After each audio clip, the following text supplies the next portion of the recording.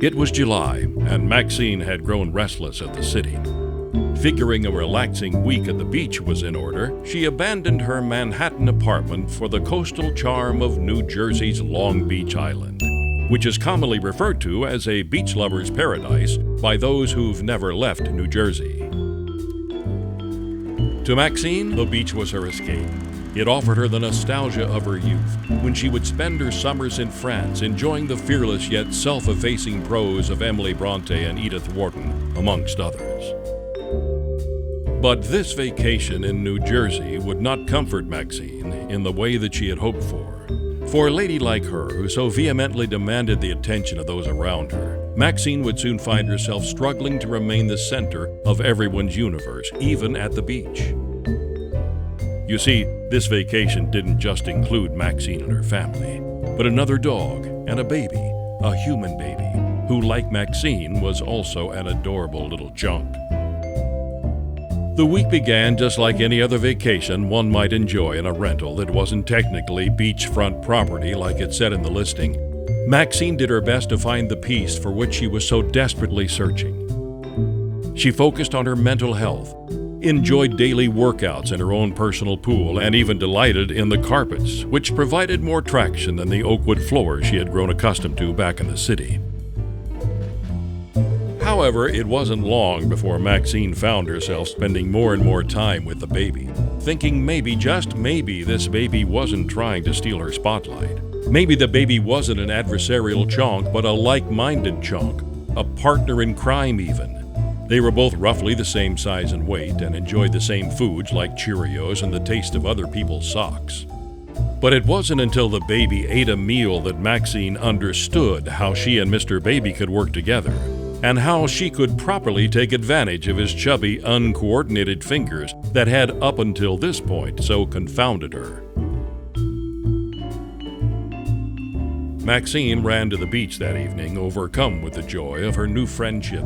She spent hours galloping and playing coy games with the waves. On the way home, Maxine even recited her favorite Baudelaire poem, La Fleur de Mal, all by heart.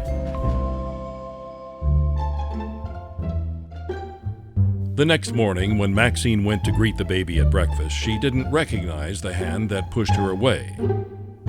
These were not the chubby fingers of her best baby friend, but rather the claws of a liar. Pompe à chiaz, she thought to herself in French. Maxine was, in that moment, accusing the baby of being full of shit. And she was right. Just moments earlier, the baby had defecated in his Cookie Monster diaper. So he was indeed both physically and emotionally full of shit, as Maxine had assumed. That night, a terrible storm raged across the Northeast and continued through much of the next day.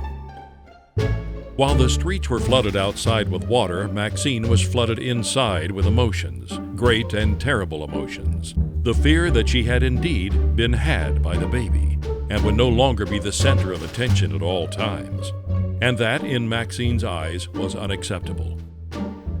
That this almost hairless little baby, with his pitiful lack of cognitive development, could simply exist and usurp her throne of cuteness. She was being traded for a baby and his baby Range Rover. And it was in that moment of stunning clarity that Maxine knew what she had to do.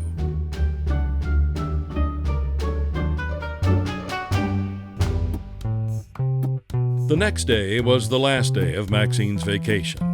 While the baby was upstairs doing whatever babies do in the morning to entertain themselves, Maxine enjoyed a meditative and self-reflective walk on the beach before setting in motion the plans that would restore her status as Queen Chonk. Back on the beach, Maxine told her unwitting father that she wanted to take what she thought would be the most adorable photo in the world.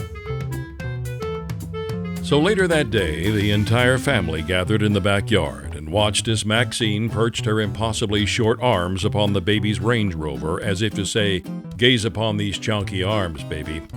I will always be this cute, but you, one day you will cease to be baby, and you'll be just another 14-year-old kid with back knee and a ratty mustache that you'll probably think is, quote unquote, pretty fucking chill. That's how I win." And so, Maxine's father took the photo, and the whole family laughed before going back inside to do anything else, because this was, after all, a ridiculous waste of time.